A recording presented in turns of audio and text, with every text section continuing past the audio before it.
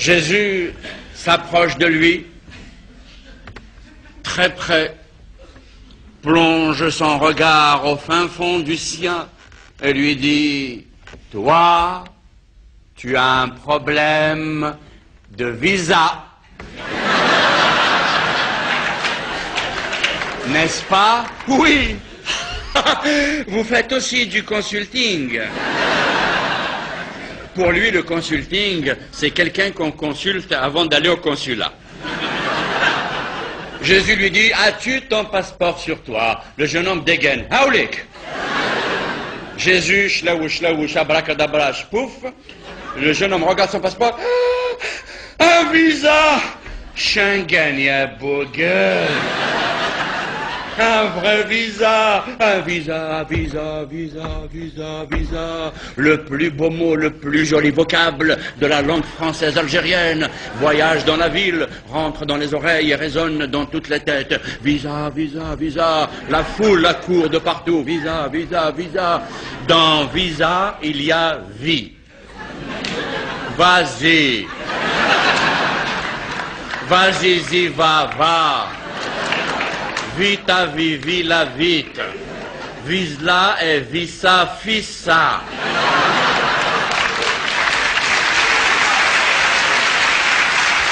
Mais dans notre GPS intérieur, il n'y a que la France qui soit vraiment bien initialisée, non? Tu sais, l'Algérien, c'est comme un chat. Tu lui bandes les yeux, tu lui mets les pattes en l'air, tu le lâches en Italie, et il tombe en France.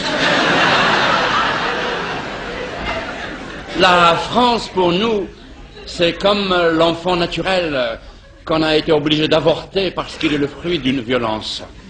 En 62, on l'a arraché au forceps de notre ventre et on l'a jeté sur l'autre rive de la Méditerranée. Mais on ne peut pas se passer de l'enfant qu'on nous a fait, même s'il est le fruit d'une grande violence. Alors, on ne peut s'empêcher de penser à lui. Il nous manque, on fantasme sur lui.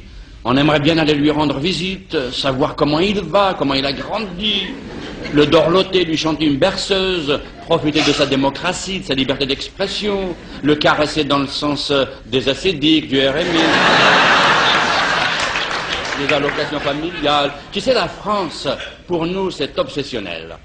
Une vieille dame est allée se faire opérer à l'hôpital et le chirurgien lui annonce « Madame, on va vous faire une anesthésie locale ». Et elle a répondu « Ah non, docteur, s'il vous plaît, faites-moi une anesthésie française. » Ça nous empêche de rêver. L'Afrique noire a offert aux États-Unis d'Amérique un président, l'Afrique blanche offrira à la France, avec nos 7 enfants, un gouvernement. Tu te rends compte, Sherazade, peut-être que nos 7 enfants sont le gouvernement provisoire de la future République française, démocratique et musulmane. N'ayez pas peur, hein, je déconne là, c'est du théâtre.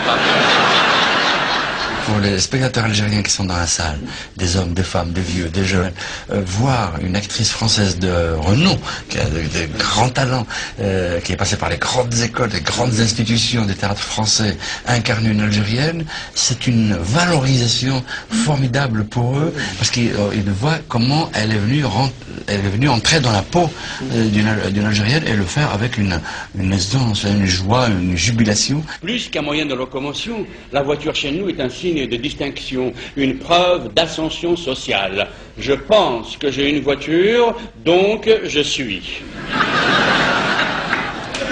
Nous sommes allés à Bruxelles, acheter la merveille des merveilles, et nous sommes revenus avec en traversant toute la France. Nous en avions profité pour faire notre voyage de noces que nous n'avions jamais envisagé auparavant, parce que normalement, ça ne se fait pas chez nous.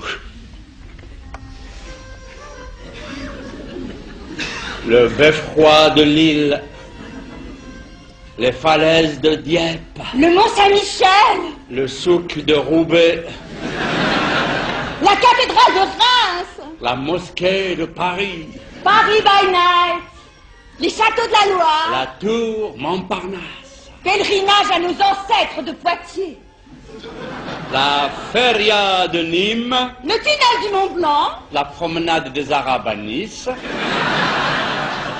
Bouillabaisse à Marseille, et nous avons embarqué sur le Ville d'Oran.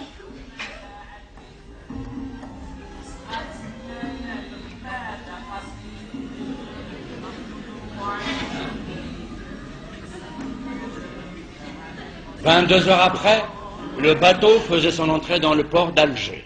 Quand nous sommes sortis de la cale, la douane, la police, les ouvriers du port, les grutiers, les dockers, les autres voyageurs, tous étaient éblouis. Jamais de leur vie ils n'avaient vu débarquer une beauté pareille.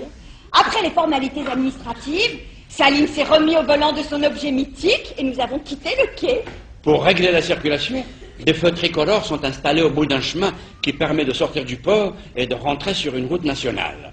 Le feu était à l'orange, je ralentis, feu rouge, je freine et je frime. Feu vert, je passe la première, démarre et m'engouffre dans l'avenue à grande circulation.